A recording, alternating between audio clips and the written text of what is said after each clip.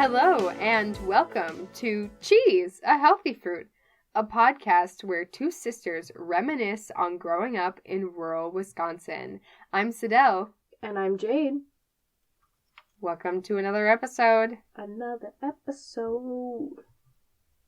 Don't look at me like that. It's been 2 months of podcasting. And we are still not experts. Oh god, we know nothing. We have not learned a single thing from anything that we've done. Well, the audio also sounds like crap, so... Yeah, sorry about that. I think we had a better audio setup at the beginning. You can't give away our secret. They don't know that this was Except that it was crappy. It was like a sketchy setup. But it somehow worked better for us, and I don't understand. We had lots of, I'm sitting on this couch, and now I shifted a little bit noises, though. That's true. But much more comfortable recording space. Oh, yeah, my butt's falling asleep right now. Yeah. And I'm not as well mic'd. Yeah. But also I feel like I'm, David Bowie or, Freddie Mercury. Yeah. And we'll see if you sound any different.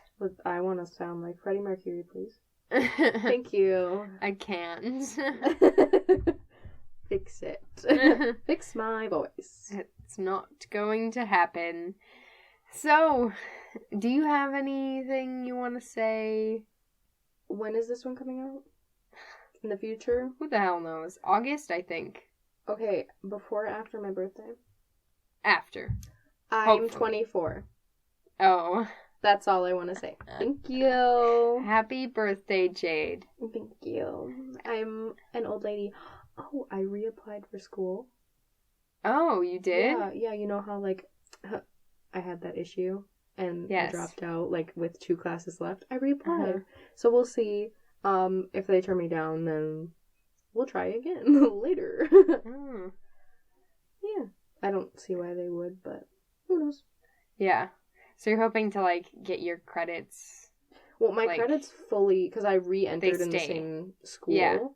So they said I keep everything that I had. Okay. So that's awesome. Yeah, that's cool. I still haven't started yet. Yeah, that's okay. But I start in a month, so... Yeah. There's that, too. That's scarier. I think that's all of our updates. I think so, too. Oh, wait, no, I have one. Oh. My fiance really wants a baby. Oh. Really bad. Yeah. And we've known each other for 7 months. Yeah. I want to have a baby with her. But also, that's expensive. Yeah, you guys are saving up for a wedding currently. Yeah. Babies are a lot of money. And especially when you're growing them, too. The medical bills? Ugh. Yeah. Ooh. Not in America. But it's going to happen in America, sadly. Yeah. I do not have a choice. Yeah. I guess I had COVID. Yeah, you did. Which you already told the people, though. Yes. But that was weeks ago. Yeah, that's true. Now. So this is the first recording since I had COVID. Post-COVID. And my voice still sounds bad and I still have congestion problems. I'm congested too, but it's because of seasonal allergies. Yeah, but I'll probably cough. Ooh, like that. That's a good example. Yeah. In the middle of the episodes and have to drink water. Alright, so the topic at hand. Mm-hmm. Which is, I don't remember. Today we're going to be talking about synesthesia. Yes. And you're probably all wondering why. I don't remember. Or what? Yeah, or what? This isn't a psychology podcast. But synesthesia is a condition. The definition, I guess we'll get into why later. Yes, we will. We'll cover it. Maybe. Not telling you. No, we won't know. Cydel will just give us a whole psychology lesson and be like, I'm done. All right, are you ready for Jade's segment? Yeah. No, this was it, actually. Thank you so much for that enlightening segment.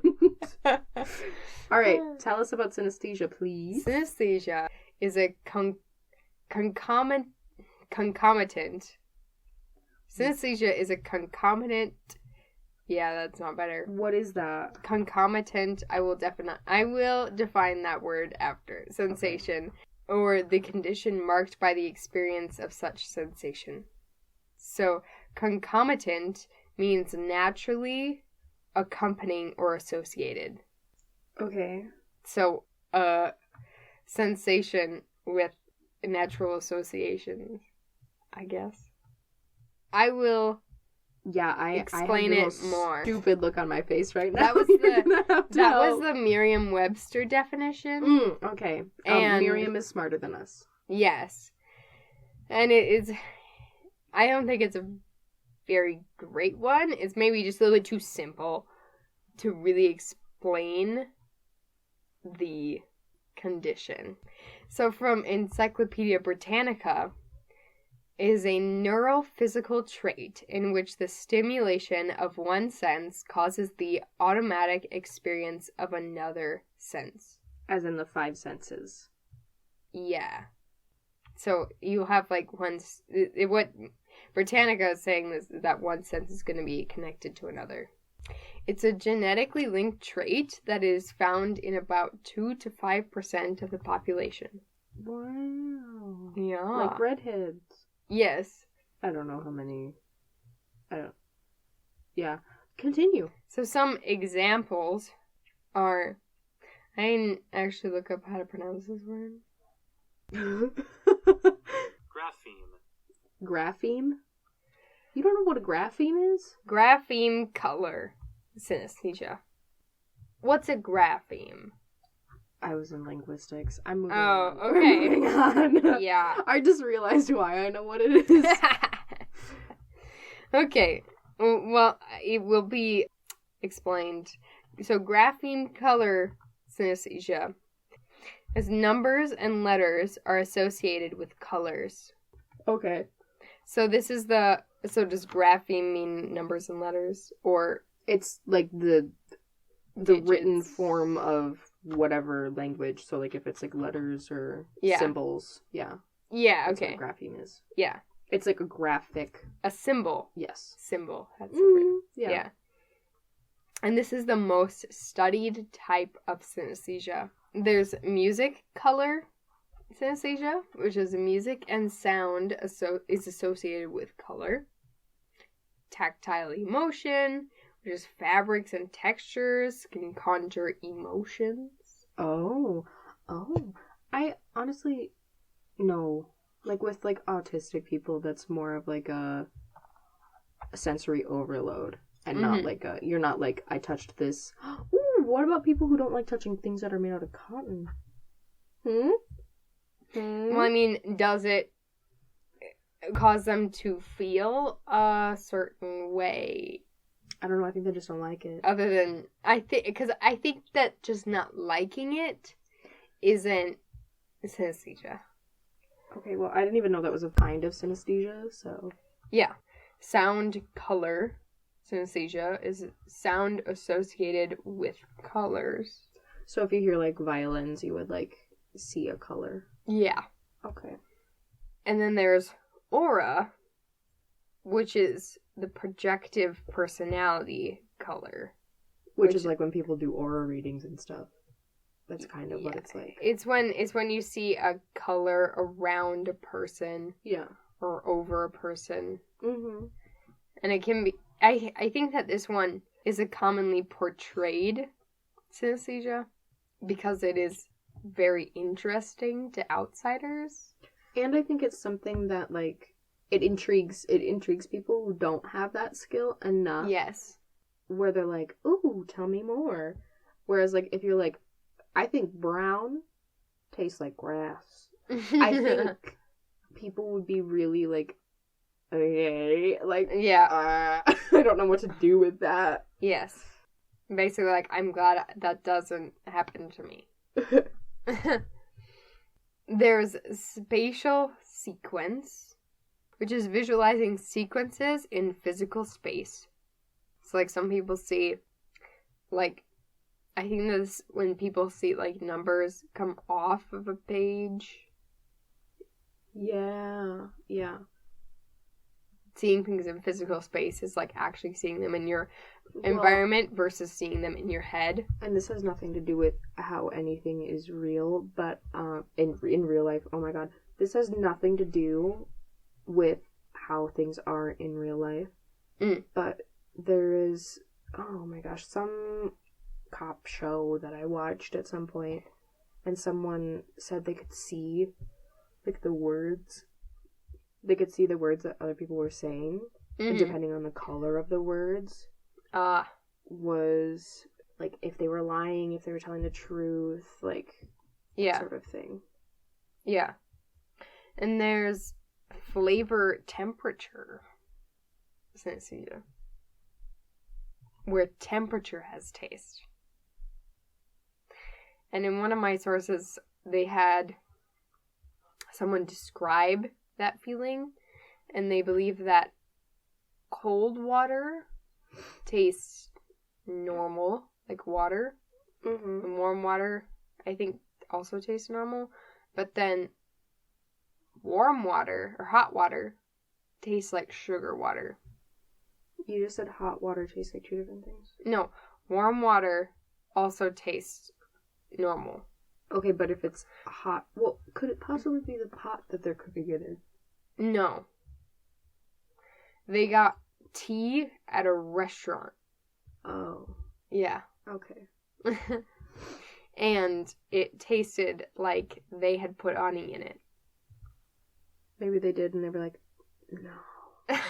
I didn't put honey You think in they there. could just gaslit them? No. Yeah. Oh, not There's cool. flavor sound, where sounds have taste. Oh, okay. And then there's sound to smell, where sound is associated with a smell. So you hear something and smell something. Yeah. There's one that is time units, colors, where time units have color. And this can be days and months, years, seasons, or time periods. Yeah. Some people see the, like, medieval period as a certain color. Yeah. Like a crimson. Yeah. I don't know, that's the first or color like that came to my head. Green. What did they use? Grass. No. They used a poison to make everything green. The one that makes the glass green. I don't remember what it is. What is that? Radium? I don't remember. It's radium glass. Is it radium? Yeah, the green glass that glows at night. They're like, oh my god, this is so cool. It's radium. It killed a lot of people, a lot of women actually. Yes. During the watch, the radium girls. The watch yes. factories. I learned that from Dark History. Some other examples: personality and smell/taste, where smell or taste is associated with a person's personality. I've heard about people like as having people have tastes, which can be really difficult because if somebody has a bad taste you and they come around you, yes. Yeah. Oh, that's so unfortunate. Yep. I'm sorry, I have to look up this word too because I don't want to say it wrong because I might have written it poorly. Just because my handwriting is wrong, is bad. I don't want to. Gustatory. Yes. Oh, do that again. I liked her voice. Oh my god. Into the microphone. Into the microphone. Gustatory. Gustatory. Lexical to gustatory. Wait, is that like your intestines? No. Okay. Gustatory means concerned with tasting or sense of taste. So lexical to gustatory is spoken and written language, as well as some colors and emotions, can cause a taste or a smell. So when it's a spoken and written language is causing the associated with taste and smell. And not just like when somebody's describing a pie in a book. I don't know. I don't know if it's the sounds of the letters. The blank stare I just got was quite interesting. Or if it has anything to do with the actual meanings of the words. Yeah. I don't know. There's also calendar synesthesia, which I think I had kind of heard of it, but I don't think I'd actually heard it described properly. But it's when you see a calendar in physical space. It's usually in the shape of a C or an O. Okay. And, like, they had it described as, like, one of the people that they interviewed for the article said that their calendar looks like a hula hoop in front of them. Like, does it, like, spin? No. Slowly throughout the year, or? No. We move along the circle. The hula hoop. Yeah. Okay. So I don't know if she envisioned, or if, actually I don't know. I think it was one, but they envisioned themselves on the timeline, but their belly is situated at one spot. I don't know. I'm not entirely sure, and I don't remember what month starts at the belly of the person. Yeah. It might be January. But, and there's many more. But I think I'll talk about that later. I'll talk more about that later. Okay, good, because my brain hurts. Oh. Can we, like, move into another one? So, well, I'll just, finish up with this, because, and then we'll take a break, because it gets more thinky.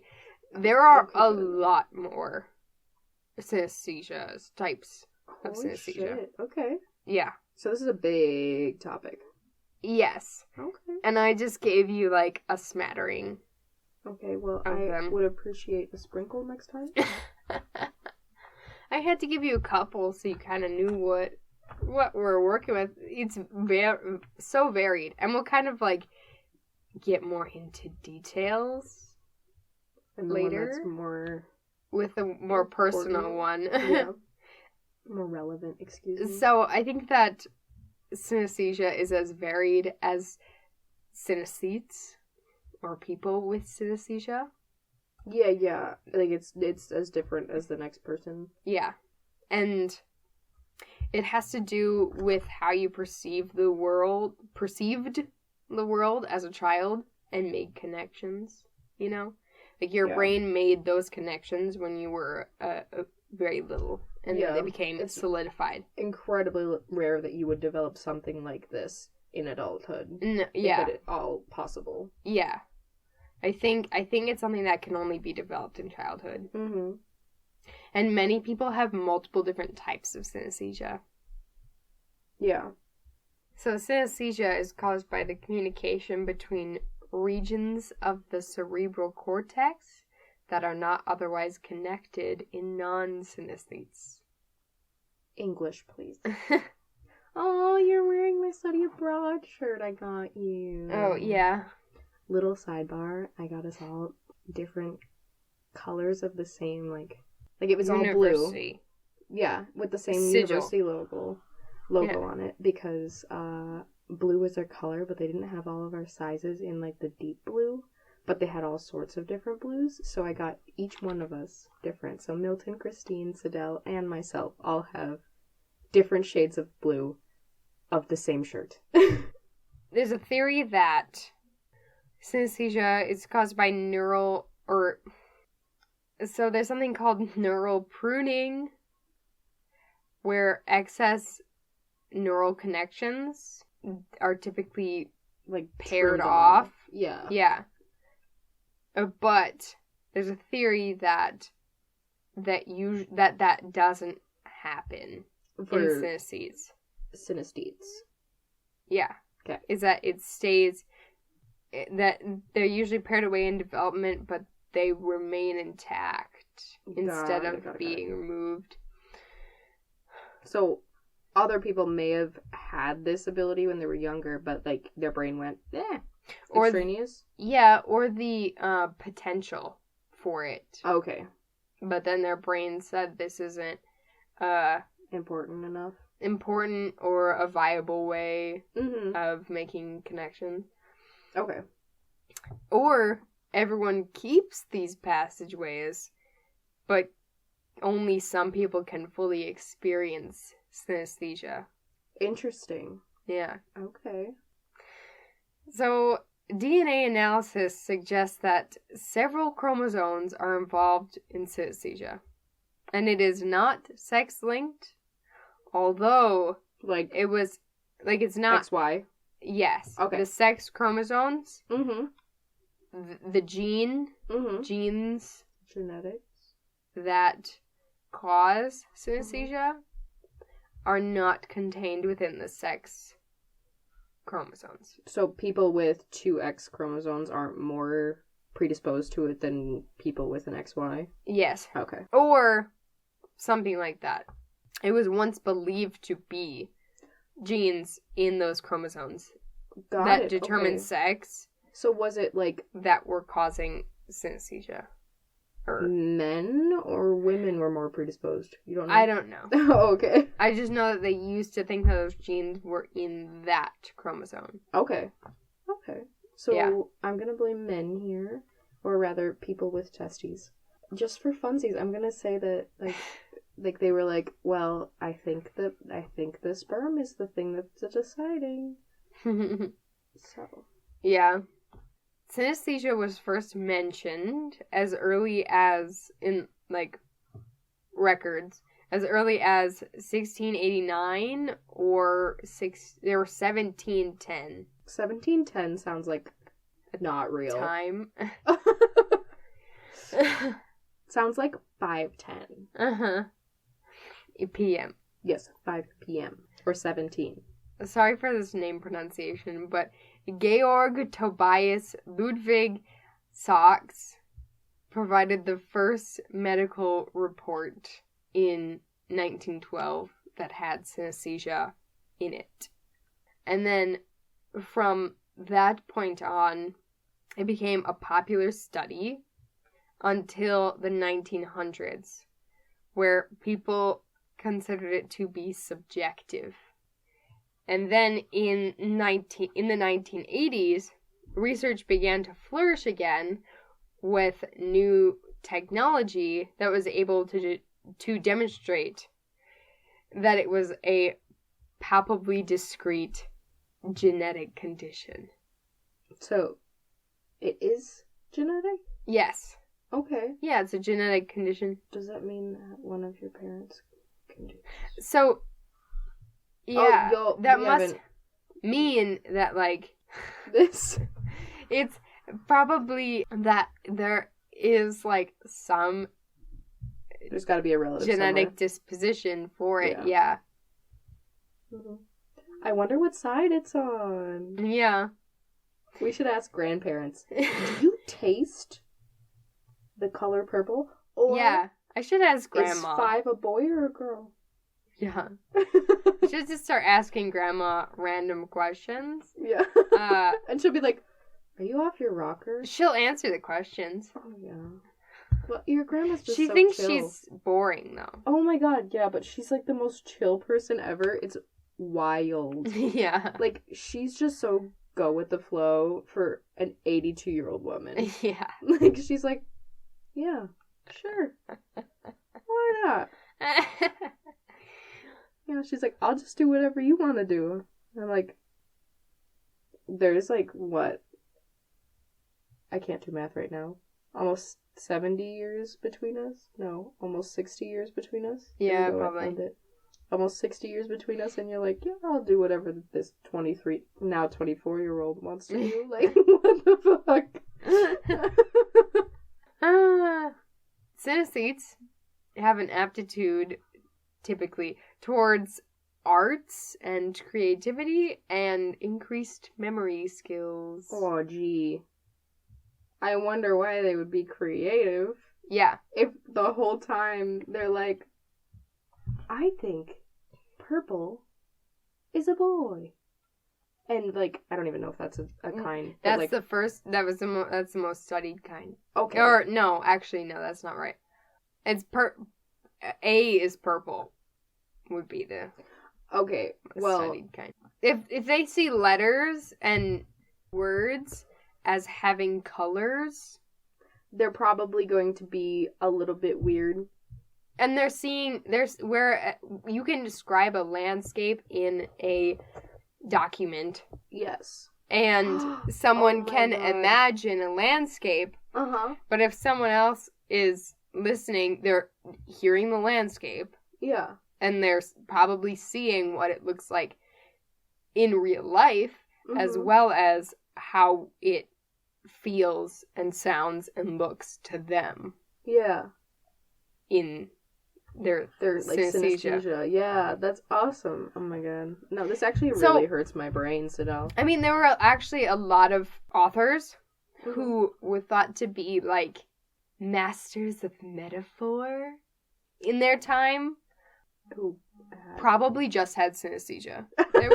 There's no way to diagnose it, but it probably was synesthesia, because the way that they're describing things sounds like synesthesia. Yeah. So people are just like, oh, your metaphors are so great, but they were actually seeing the world that way. Yeah, it just makes me think of, like, you know, those bad romance novels that, like, every elderly woman reads. Mm-hmm. And me when I was 15. And they have, like, the worst metaphors. And, like, sometimes they just don't make sense. Oh, yeah. That is always how I viewed those metaphors that I find in, like, any novels. I'm like, oh my god, this person was, like, shooting for the stars and they missed. Like, I do not understand. Yeah. But, like, you just assume that they're gonna be bad because you're used... Like, when I hear it and it doesn't make sense, I'm like, okay, well, you're just special. But now it could be they're literally seeing things differently than me, so... Yeah. Oh my god. I didn't think it was going to make that much sound. It's the I just want to drink my tea. Yeah.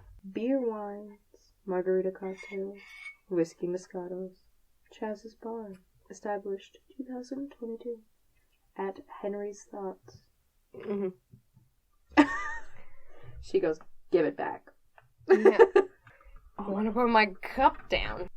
We're taking a turn, I guess. Okay. Into my world. Okay. This is my synesthesia because I have synesthesia. Yeah. I feel like it's a smaller synesthesia, and it's actually a subcategory. We'll get into that. Hey, you're a synesthete. Yes. And like I don't have a bunch of synesthesias, you know. Yeah. I don't have colors or tastes associated with anything or smells. But you're still within the, like, you have some traits of it. So. Yeah. Mm-hmm. I consider it to be kind of small, but yeah. My synesthesia is gender as a synesthesic concurrent. I perceive concepts as either masculine or feminine. Mm-hmm. So it's a subtype of either ordinal. There you go. There you go. See, there we go. I knew because the next word is linguistic. That you would know the word. I would know something. Ordinal linguistic personification or duality synesthesia. Mm-hmm. So the ordinal linguistic personification is where numbers and letters have genders, personality, age, physical appearance, etc. attached to them. I have one question, though. Do you think this is how, in languages like Spanish, German, they have gendered, like, nouns and stuff? Do you think someone just, like, went, that chair's definitely a boy, so I'm gonna use the boy, what is it called? Article. Yeah, I'm gonna use the boy article. Mm-hmm. And everyone else was like, yeah, sure. Yeah, I don't know. And it would be an individual, because everyone perceives gender in objects as completely different. Yeah. And people who have their native language has those gendered articles Mm-hmm. do not typically follow. They don't follow that pattern. You know, like they can still like C. The letter C is feminine in French. Mm-hmm. I think is what the example showed. It might have been a different language, but the last example was French, so I just assumed this one was French. Yeah. So, but neither of us know French, so yeah, it's fine. Yeah, but C a French person could still perceive C as masculine, even though they have grown up with the feminine article. Yeah, I'm almost thinking like, because when the Queen of England does something, or like the king or whoever is in charge, they do something, it kind of takes over popular culture, or at least it used to, because that was the most talked about person. Yeah. Now it's the Kardashians. But I'm wondering if like one of those prominent figures was a synesthete and just decided, like they were like, yeah, I'm gonna refer to these things like this, and people around them were like, I mean, he's doing it. Like, yeah. like, I might as well. That seems kind of cool. It's like a little club we're in. Yeah. And then maybe everyone did it. Yeah, maybe.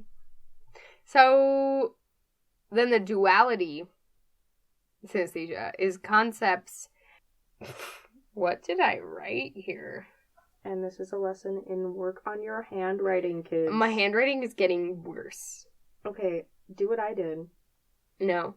You aren't going to sit at the kitchen table for like 3 hours and just write the alphabet over and over and over again in the handwriting that you want to have? Yeah, I won't. Because it will be just my handwriting, because this is the handwriting I want to have. All right. I figured it out. Duality. Concept classified into two opposite categories. Mm-hmm. So they just classify everything as like yes male or female. Yeah. Or other categories, Young, old. Yeah. Yeah. Even though there's a lot of gray area between all of those concepts. So my synesthesia, and I don't know how far we should go into examples, but I have letters and numbers, some words and shapes, and the days of the week are gendered. Are genders. Yeah. And I had never really thought about the shapes, I don't think. But somebody mentioned that. Like, there were, like, some, like, comments of people describing how they felt, how this synesthesia affects them. Mm-hmm. And somebody said shapes, and I was like, oh my goodness. I do have gendered shapes. You were like, triangle. It seems like a girl. It was in math, probably where I was, having most of my connections. Mm-hmm. And then also the sun and the moon have genders. Well, yeah, that's actually really common in pretty much all cultures as well. Yeah, but the sun is female and the moon is male. To you? Yep. Oh. So I've learned as an adult in researching spirituality and stuff like that. The divine, the feminine. Yeah, that the sun is related to masculine energy and the moon is related to feminine energy. Well, I don't know if this has anything to do with it or if I'm just talking out of my ass, but you were raised by a fire sign for a mom. Yeah. Because our mom is a Sag. Now, that's not like the sun, but it's still that more masculine energy. Yeah. In like a very traditional sense. Yeah. But I can see, I have felt like a connection to the night. Mm-hmm. But that's different than my synesthesia. It's a different thing. Yeah. I guess I'll give you some examples of like what I think the genders of certain things are. So the letters, A is a girl, B is a boy, C is a boy, D is a boy, E and F are girls, G is a boy, H, I, J, those are all boys, K is a girl. L is a boy. M is a girl. N and O are boys. And then P is a girl. Q is a girl. R is a boy. S is a girl. T is a girl. It gets fuzzier towards the end, and they tend to have more, like, fluidity to them. So U can sometimes be male and sometimes be female. V has been feminine. W is feminine. X is male. And then solidly Y and Z. Y is female and Z is male. Interesting. So I think it has to do with I like it's something that I learned as a child, you know? So it's more the way that I think synesthesia develops is that when you're a child and you're sitting down and you're trying to learn things on your own, you know, like practicing what people have taught you. And like you kind of get to know the letters and numbers that you're practicing, things that you're practicing. So I was really good at the beginning of the alphabet. And then it kind of got fuzzy towards the end where I was like not as, you know, I wasn't as good at the beginning, you know. And then Y and Z. It was always the way that you sing the alphabet. W, X, Y, Z. Like you're I mean, they slow it down. Yeah. And I feel like it's a way, in a way, like I feel like it makes the kids feel like they did it when they can, like, if they got off track, they can get catch back up. on. They're like, I don't know what the middle part is, but Y and Z. Yeah. So that's why Y and Z are so solid, whereas the ones right in front of it are kind of iffy. Yeah. My numbers, I have 1 is a boy, 2 is a girl, 3 is a boy, 4 is a boy, 5 is a girl, 6 is a boy, 7 is a girl, 8 is a boy, 9 and 10 are boys. And then the teens, they take on the gender of that second digit. Okay, and so does that just, like, continue up through? No. Oh, just like, in the teens? Yes. Like, okay. so 15. Because I think it's about the way that it's said. Because you recognize the second digit first. And then, but then once you hit the 20s, they're all female. Because it takes on the first digit. And then all the hundreds are all male. So my question then is, what about 21? Oh, see, that would be female. It would still be female? Yeah. It might have been different if my native language was German. Yeah. But it's still female because I recognize the Französisch as being the most important part. Yeah. It's the bigger part, yeah. Yeah. Because, yeah, I'm used to it. And I imagine the digits, you know. Yeah. So. That's some lovely ASMR of you ripping that off. Yeah. I imagine the way that it is. So, then I have, like, some words that have genders. And I think that it has to do with an important consonant in the word. So whether that's, like, the first consonant or something like that. Because, like, the word here is male. It starts with an H. But then, like, the word if is female. Because the F stands out for me. Yeah, okay. Yeah. So I think whatever sound is, like, the most prominent? Yeah. Okay. I think that is... And yeah. Also, the first letter. Because once you get into longer words, also, I feel like it would be more the first letter that would affect it. Yeah. So, the days of the week, I have Monday, is a boy. Tuesday is a girl. Wednesday is a boy. Thursday is a girl. Friday is a boy. Saturday's a boy. And Sunday's a girl. Kind of just, it doesn't mean anything. And then I did think about this because I learned about the calendar synesthesia. So I thought about, like, my calendar because I don't see it in space, in physical space. So I don't know if I actually have the type of synesthesia. But I was thinking about the way that my calendar looks. It looks wonky. And I drew a picture of it. But I was going to describe it. I made a circle. I could take a picture and maybe post it. Maybe post something on Instagram. I am looking at it right now, and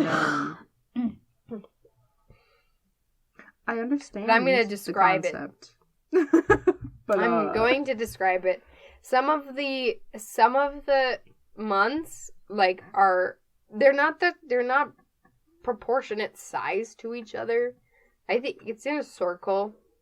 And it's kind of like when the sun, like the Earth's orbit around the sun, where it kind of, like, it'll take longer to get through. Like, the Earth's orbit around the sun, it'll take longer to get through certain parts, and then it'll just, like, whiz past in other parts. Yeah. Yeah, maybe. But, so, what I have here is that, like, I'm situated at the bottom of the circle, you know, and the most important month to me is May. Such a fucking Gemini. Because that's when my birthday is. So that one is I think it's bigger because it's more important to me, but it's not situated in front of me. It's situated to the left. So just left of me. But still within arm's reach, basically. Yeah. It's close, but not right there.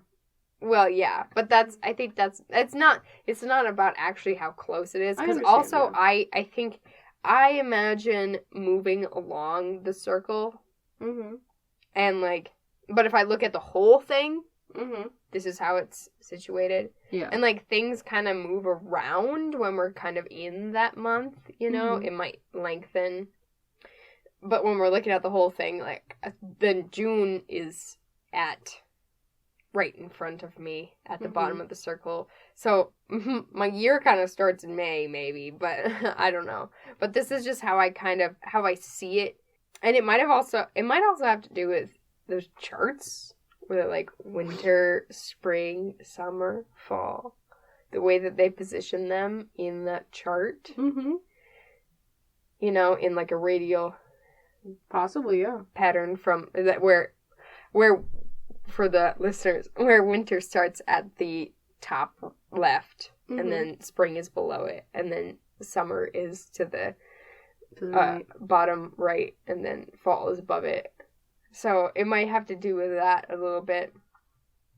But then June and July are pretty small at the bottom, and then August is there, and then September actually takes up a large amount of space. It's September and October they fill up that whole right hand side of the circle. And I don't know if I feel like it's probably because of school. I think, because, like, school starting, it all tends to drag on maybe during that period, or... When I was younger, I used to think, like, the new year starts with a new school year. Oh, like, I just got so used to that being the year. So I was always, like, kind of disoriented in January when they were like, okay, new year. I'm like, we are in the middle. Like, what are you talking about? It's confusing, that change. But yeah, there's September and then October up at the top right, and then at the very top, there's November, and then And that one's kind of, I made it kind of small in my drawing because sometimes I forget about November. Wow, your mother's crying. Yeah, that's the month that I forget about. But, like, if I'm just going through the months, I forget about November. That would be the one that I forget about. And then December is situated at the top left. And then January is right below it. Mm-hmm. So, now we're getting into, like, just... I feel like that makes sense. She's looking at me like, yeah? Like, sure. I don't know. I don't have this. Because like, now we're starting with January. Yes. We're starting up at the top of the circle, kind of, ready to go down and start the circle. I suppose that's also, like, when I draw, like, a circle or write an O, I do start in that spot. Yeah. And then go, like, down, around, and then curve back up. Yeah. Like, there's more curving at the top. I don't start in the exact middle top. Yeah. Mm-hmm. So then January, and then February, March, and April are just kind of jammed. Oh, they're, like, right the same size as September on the other side. Like, all four of them are just hanging out together in the same amount of time that September takes. Yeah. For some reason, they tend to just go by. Yeah. Those ones. And I feel like it has to do with school. Possibly, yeah. And maybe, like, I don't know, the end of winter. It's melting away. Mm-hmm. The calendar just melts away. Oh my god. But yeah, and then we get back into May and start over again. Yeah. Mm-hmm. That's when the year starts. All right, well, that's beautiful. Well, I kind of understand that because you did start in May. Yeah. So I can't blame you for thinking that's when the year starts, like, to your core, because it kind of was. Yes. That's when you started, so. Yes. Okay, do you have more on this? No, my last bullet point I already touched on. Oh, so okay.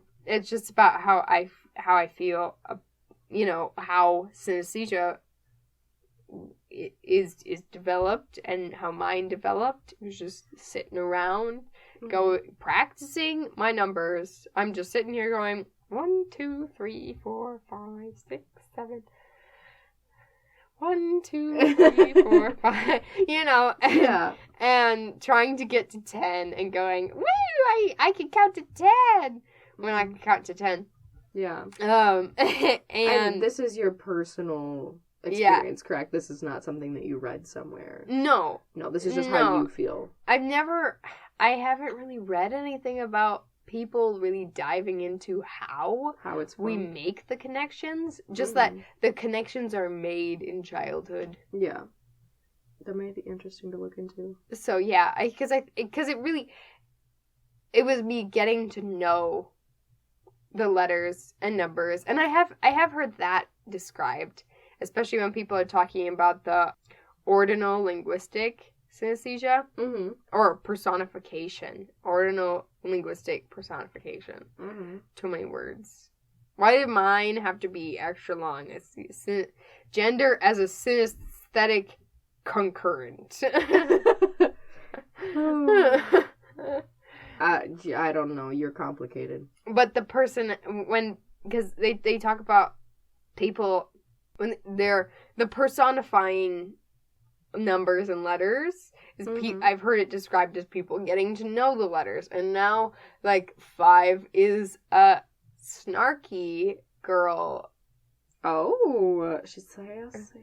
Or something, like, and they kind of see how they look. Like, sometimes they can have, like, faces and clothing features, features and stuff like that. So, yeah. So I think it's getting to know stuff, trying to learn things, and that's how your brain makes the connections and learns things. Yeah. All right. So lots of that on that. Learning things. Yeah. I want to dip my toe in over here. I want to check out the native tribes in Wisconsin. Ooh. So I don't have a ton to go with this because honestly I think it's a much larger topic that we should like talk about in smaller bites. Okay. And I would like to actually like look into it, but my inspiration came from a podcast that I found on Spotify called Stolen. I watched both seasons. I listened to both seasons. They're amazing. Connie Walker is a great host, and she really talks about her personal connection because she is a Native person. Yeah, it was incredibly touching, and it really helped me learn more about missing and murdered Indigenous women and residential schools in Canada. I know that's a huge thing right now, and I am aware we clearly in Wisconsin and across the U.S.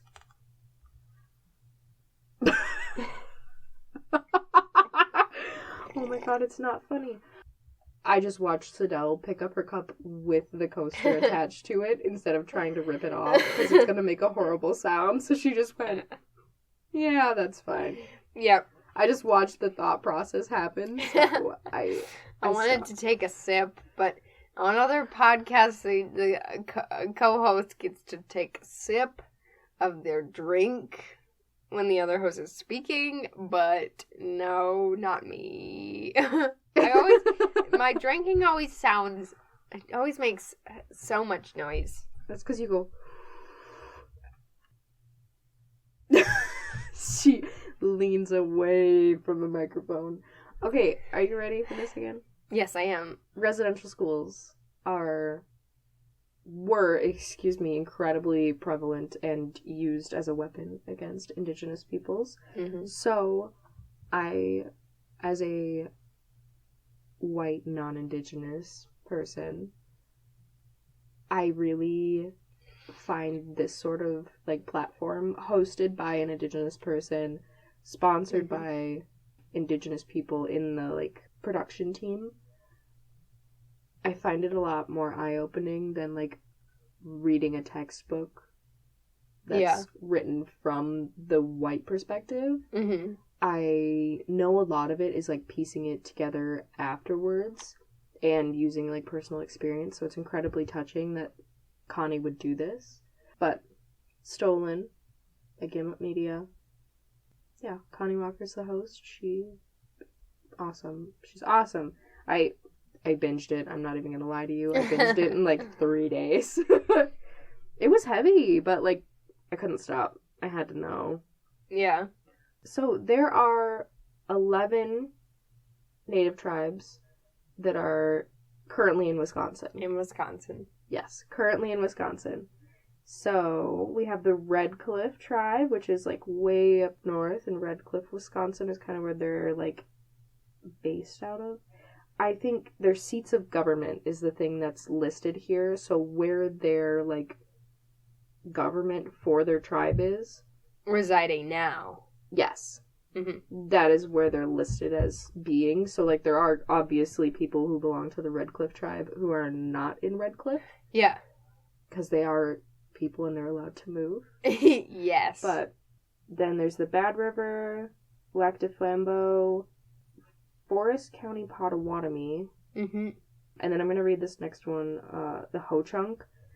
I'm going to read those two together because Potawatomi and Ho-Chunk, whenever I hear those, I always think of casinos. Oh, yeah. From driving through the state, and you're like, ooh, Potawatomi. I've never been to a casino. I find them incredibly intriguing, but also I feel like gambling would be a problem for me. So probably would. Yeah. So I will respectfully drive by and go, ooh. Yeah. Then St. Croix. I am so sorry for this next one that I'm going to say.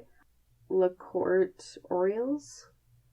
I should have looked up how someone else said that.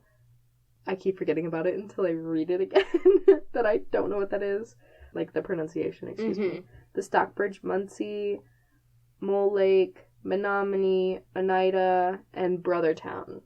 So those are the 11 different tribes, 10 of which are, I believe, federally recognized.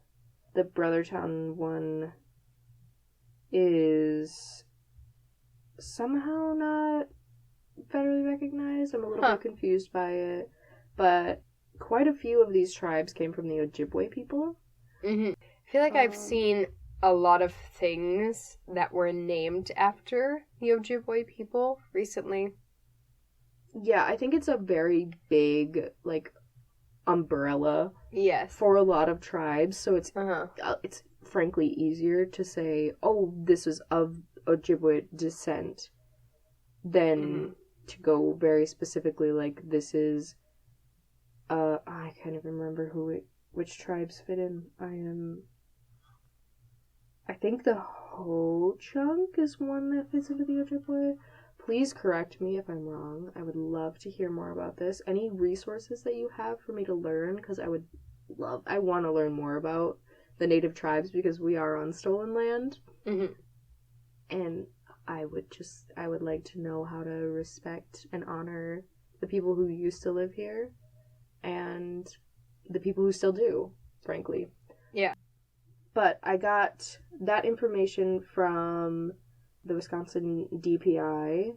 I'm not quite sure what that stands for, but it's dpi.wi.gov is the website that I found that on. And then my next resource is actually the Minnesotan Historical Society. So the website is mnhs.org,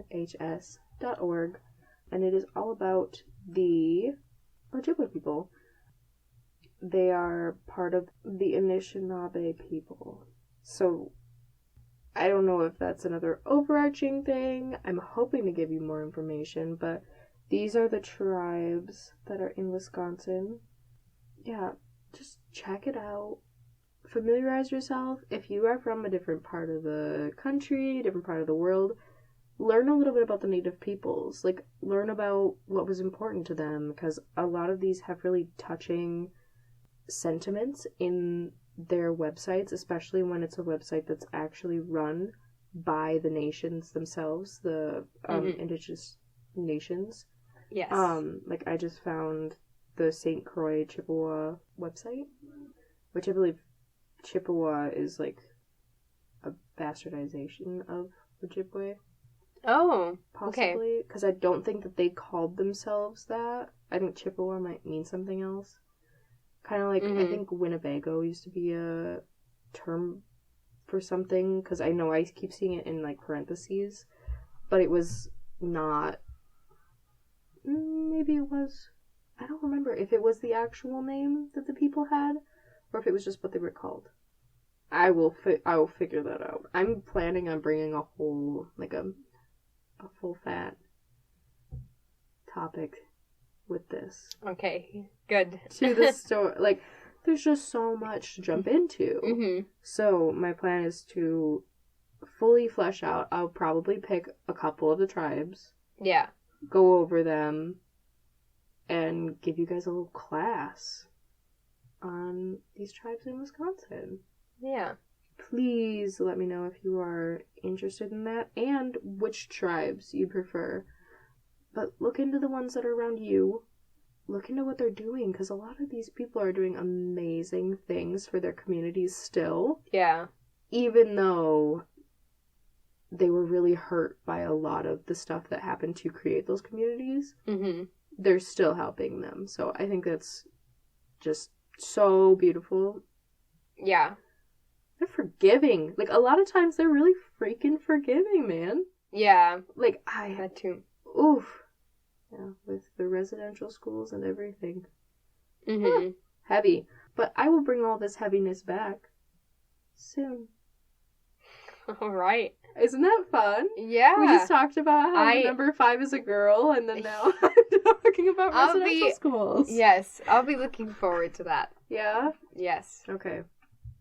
Because I don't know the indigenous peoples around me well enough. Yeah.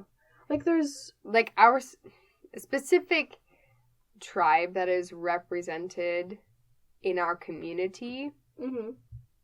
I know a lot about them, Mm-hmm. but very little about any others. So, like, we're around, like, the Ho-Chunk tribe. Yeah. So, they... Honestly, like, they're very vocal about everything. So, I mean, we've had fry actually, bread. Ho-Chunk means people Mhm. of the big voice. I love that. So, I would hope that they'd be talking. Yeah. Oh my god, yes. Yeah. I love that. Yeah, they're... Yeah. Most of the Ho-Chunk people that I know are very, like... They're willing to talk about the fact that they are Native. Yes. They're not going to try to hide it. They're not going to, like, pretend like it's a bad thing. Yeah. They're like, oh, I'm Native. Yeah. And that's it. They're just speaking it as it is. Yeah. I love that. Mm-hmm. And they're working. They're definitely working to keep their culture alive. 1,000%, yeah. Yeah. And, see it every day. Oh, yeah. Yeah. Okay. So what do you think we pick this up next week? Sure. Okay. All right. I guess we will see you guys later. Yeah. See you next week. Yeah. Bye. Bye-bye now. Bye-bye. Thanks for listening to Cheese, a Healthy Fruit. Our cover art is by MJ Hennessey. Our theme song is by Melina Marchese. You can find her at melinamarchese.com. Follow the podcast on Instagram at cheese_a_healthy_fruit, Jade at Jade Powers with an extra S, and Cydel at Cydel Powers, spelled Cydel. If you have any questions or want to submit a story from your childhood, email us at cheeseahealthyfruit@gmail.com. Sources can be found in the show notes. You can find Cheese, a Healthy Fruit wherever you get your podcasts and on YouTube. Subscribe to Cheese, a Healthy Fruit and leave us a 5-star review on your favorite podcasting app. See you next time. Bye-bye.